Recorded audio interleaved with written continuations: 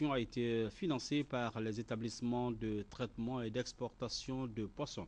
Mohamed Saïd Fofana a aussi mis son séjour à profit pour procéder à la pose de la première pierre du chantier de réhabilitation du port de Kamsar. Ansman Toumani Kamara.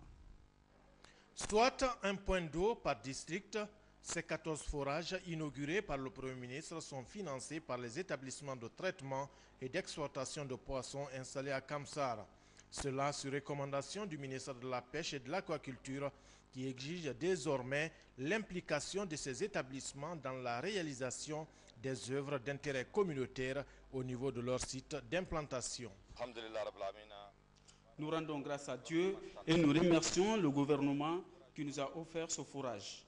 Avant, ce sont les femmes qui se mobilisaient pour transporter l'eau dans notre mosquée. Mais maintenant, nous n'avons plus de soucis.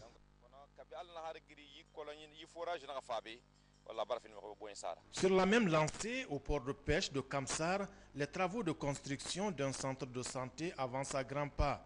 Le financement est aussi assuré par ces mêmes établissements de traitement et d'exportation de poissons. Vous voyez, il y a un centre d'accueil, des pharmacies. Après ça, il y a aussi une latrine. Derrière là, il y a aussi une morgue.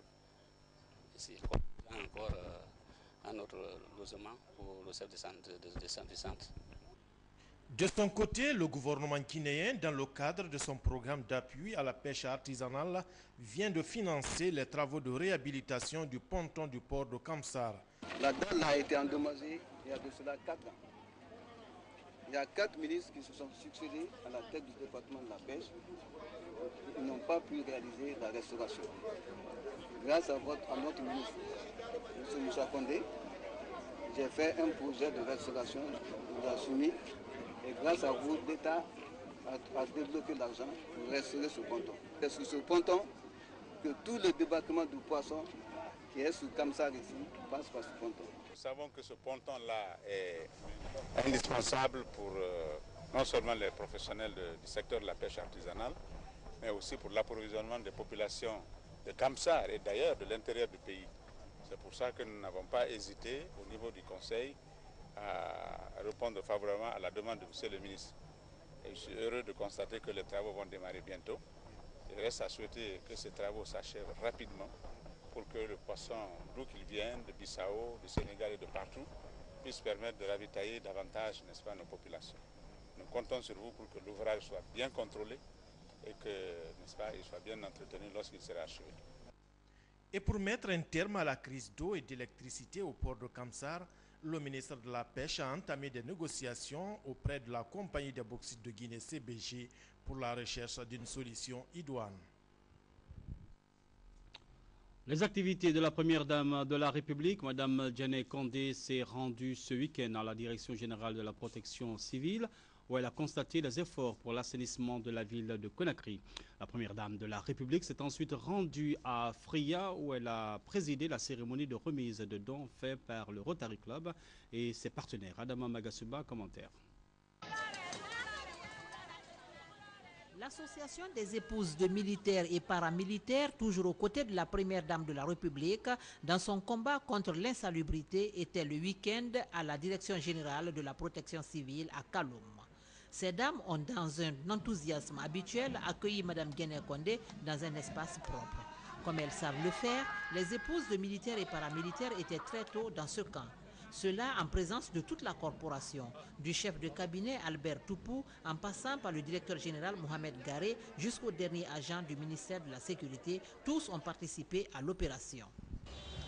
Excellence, Madame la Première Dame, soyez rassurés que les épouses de policiers et de sapeurs-pompiers qui vous reçoivent aujourd'hui avec tous les honneurs dû au rôle éminemment positif que vous ne cessez de jouer dans le combat de reconstruction nationale, ces épouses, dis-je, seront toujours à vos côtés pour la réussite de votre programme.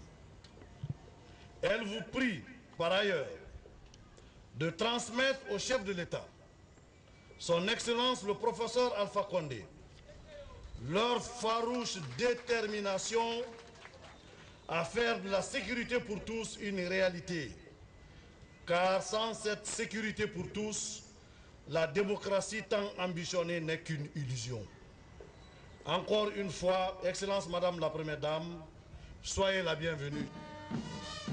Devant les bureaux de la Direction générale des sapeurs-pompiers, un peloton d'honneur composé uniquement de jeunes policières ont présenté les honneurs à la Première Dame de la République à sa descente de voiture.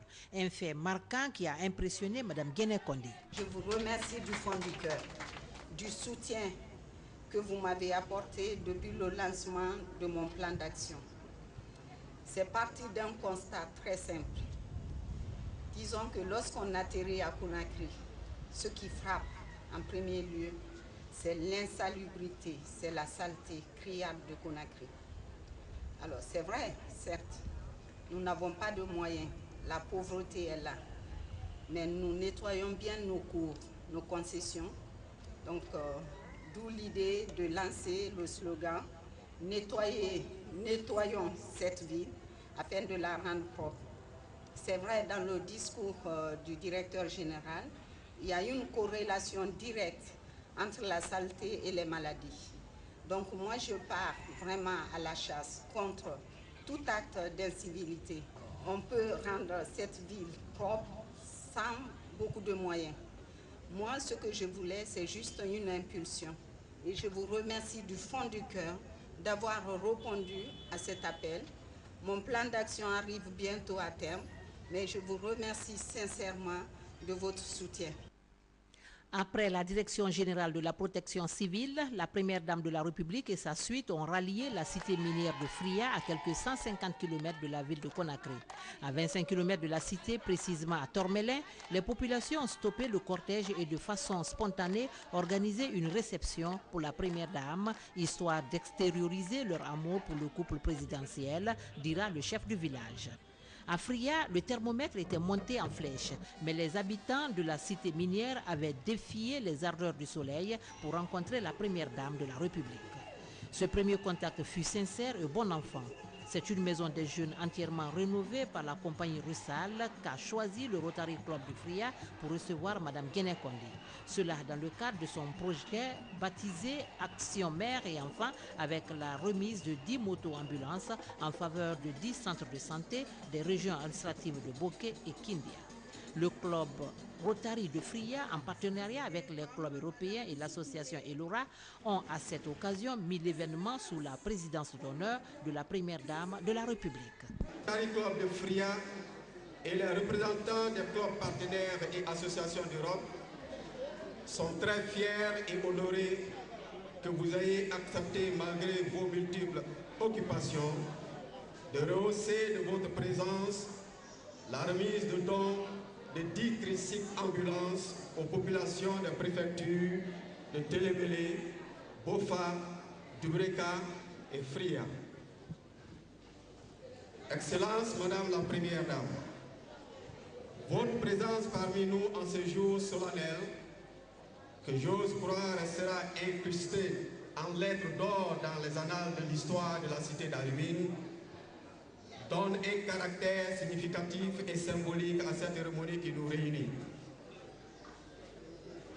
Significatif parce que c'est une première dans l'histoire de notre cité d'Alumine que la Première Dame de la République se déplace pour marquer de sa présence la célébration d'une quelconque cérémonie.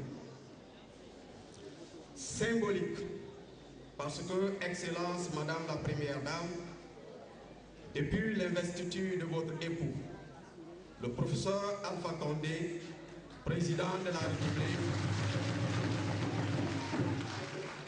vous ne ménagez aucun effort pour être aux côtés des couches les plus défavorisées en général et particulièrement les femmes et les enfants, au fin de leur apporter un réconfort moral et matériel. À la maison des jeunes de Fria, la joie se lisait sur le visage des populations rurales qui désormais pourraient sans grande difficulté aider les malades à rallier les centres de santé. Une quarantaine de containers de matériel médical transportés par la compagnie Russal de Rouen en France à Fria est une preuve éloquente d'assistance aux populations guinéennes, un geste qui a été salué par le président de Rotary Fria. Pour aider l'organisation humanitaire, l'usine Russal Frigia a de son côté offert des trousses médicales, du matériel de nettoyage des détergents et assuré la dotation en carburant des motos pendant 6 mois. Cette cérémonie fut l'occasion pour le Rotary Club de Fria de décerner des satisfecits aux membres du club Rotary et partenaires présents pour la circonstance. La première dame de la République a reçu un satisfecit pour ses efforts dans le cadre des actions d'assainissement et de réconciliation nationale. C'est l'épouse du Premier ministre qui a, au nom de la première dame, remercié les donateurs. Elle me charge de vous remercier très sincèrement pour cette importante mobilisation réservée à sa délégation. Elle exhorte pour cela la population de Fria à resserrer les rangs pour une vraie unité nationale.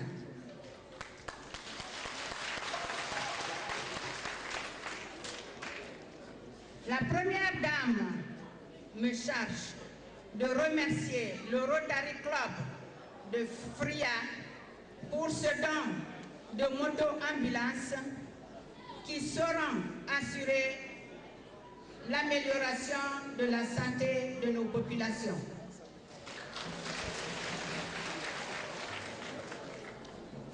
À ce remerciement, elle associe les autres clubs partenaires tout en les assurant que les bénéficiaires en feront un bon usage. Des groupements féminins qui ont massivement fait le déplacement ont, dans le souci d'adhérer aux actions de la première dame de la République, offert des présents à Mme Guéné Condé. Des gestes pleins de signification et hautement appréciés par la première dame de la République. C'est tout émerveillé que la première dame de la République a quitté la cité minière de Fria.